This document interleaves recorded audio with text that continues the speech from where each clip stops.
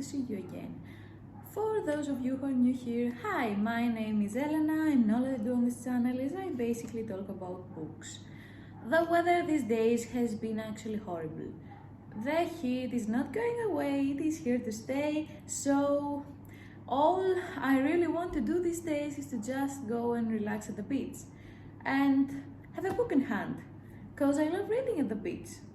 So this is the perfect time to give you a list of recommendations for books to read on the beach. We all go to the beach to, relax, sit in the sun, swim in the sea. So we want a light-hearted book with a happy ending that does not require a lot of thought. If that's what you came here for, click away, close the video, because that's absolutely not the type of books I'm going to recommend you. Actually, I have a list of some really heavy and dark classics who contemplate the meaning of life and all those nice things. Like, imagine you are just laying on the beach, you have a cocktail in one hand, a book on the other, you are looking at the kids playing in the sand, people playing beach volley and swimming, and you're sitting there contemplating life and death. What a better day to spend your day on the beach, for me at least. But those books are actually all really small, so they're perfect to carry on your bag, and that's actually the only requirement for me to go take a book to read it on the beach. It doesn't have to be light-hearted. Actually, none of this. The first book on our beach read recommendations list is The Metamorphosis by Franz Kafka. If you didn't know, the plot of this book follows our protagonist, a young man named Gregor Samsa. Gregor awoke one morning from uneasy dreams to find himself transformed into a gigantic insect. This book explores the theme of alienation, and basically Gregor transforming into this gigantic insect is a whole metaphor about he feels isolated from society and his family. So imagine you're on the beach, you're laying down on your towel, and you see a little disgusting insect crawling through the sand, and then on the towel, and then on top of you, and you suddenly feel connected to Gregor Samsa, and suddenly this book is a beach read because there's insects on the sand. This is stupid, don't listen to anything of what I say, but read this book though, it is good. The next book is the one that I'm actually surprised I've never talked on my channel about before. It is Carmilla by Sheridan Le Fanu. Don't get fooled by the cover, that looks like trashy YA fantasy. It is probably because the one who designed it had no idea about classic literature or about gothic vampire literature. Yes, this is the original vampire novel that actually inspired Dracula, which is taking all the hype from this book. It is also great. If you love gothic horror, if you love vampires, you should definitely read this one. The plot follows a young girl named Laura who lives in solitary with her father. But one day they rescue a young girl which then lives with them, and they become friends with Laura. Said girl is named Carmilla, and you guessed it, Carmilla is a vampire which becomes utterly obsessed and in love with Laura, which slowly starts to be tormented by nightmares and grow weaker by the day. And you heard that right, that is actually a lesbian vampire story.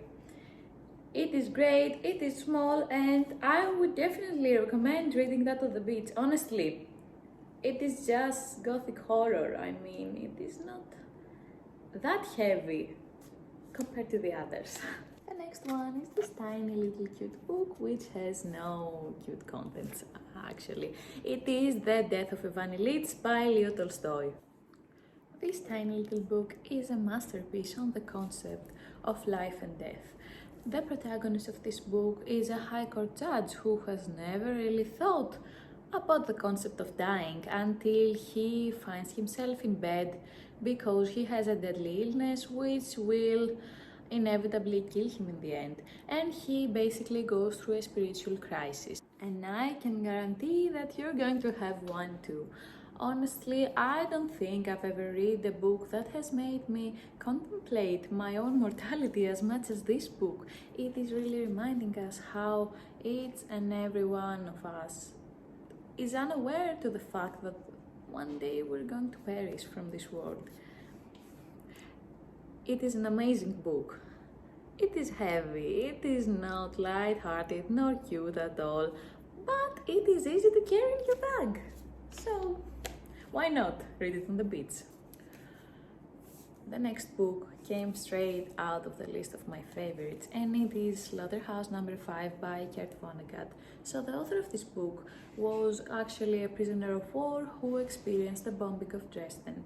He tried to write about years about what he went through during the war, but he couldn't really find the words until he told a story, a satirical story, a dark comedy story through the eyes of an unreliable narrator named Billy Pilgrim, who was also a soldier during the war and experienced the bombing of Dresden. The interesting thing about this book is that it is told in a non-linear, non-chronological order. So our unreliable narrator claims that he gets unstuck in time.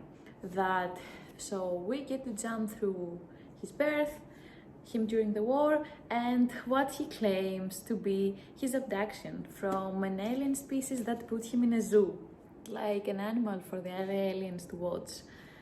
So this book has a really satirical and sarcastic tone. It is one of the most clever books I've ever read, and I definitely recommend it. The overall themes are heavy if you look like behind all the sarcasm and the jokes, but it is a really interesting read. So yeah, definitely recommend it. This wouldn't actually be my video if I didn't mention Dostoevsky at least once. Here we have White Nights. It is a book I read really young, and it made me fall in love with Dostoevsky and his writing. This is a book about the longing for human connection. It is a book about unrequited love, and a book that blends realism and romanticism together. The narrator is a young man living in St. Petersburg who suffers from loneliness. He meets this young girl and falls in love with her, but his love remains unrequited because she misses her lover, whom she is finally reunited with at the end of the book. It is a book for all of the hopeless romantics out there, and I think you can really enjoy it. So with my next book, I'm actually summoning the whole Bungo Stray Dogs fandom, and I'm publicly admitting that I read this book because of my favorite anime character. And I'm not ashamed of this because it is a great book, and I'm happy that I found it even this way. Yeah, you guessed it, we have No Longer Human by Osamu Dazai. This is a semi-autobiographical novel that is to its core basically about Dazai's life himself. So the author of this book committed suicide, and this book kind of explains the reasons why he did it. The protagonist is a troubled young man who finds himself incapable of revealing his true self to others. He hides himself through a facade. He becomes a clown, as he describes himself, in order to mask his alienation from other people. He really struggles to understand other human beings, and that leads him to a life of drug abuse and alcoholism. It is a really heavy and dark book about the life of a man who struggled with mental illness his whole life. And the saddest part about this book is that it is essentially a true story. But I actually read this to help me understand my favorite anime character better, and it is a really interesting book that I would recommend to anyone who hasn't watched Bungo Stray Dogs, even though you definitely should. That's where this really popular line comes from. Mine has been a life of much shame. I can't even guess myself what it must be to live the life of a human being. Now imagine reading this while tanning at the beach. Sounds great, right? That's all for today. that was my list of my so-called beat reads for the classic literature enjoyers like me. I hope you enjoyed this video. Don't forget to follow my other socials for similar content, and I will see you in the next video. Lots of kisses.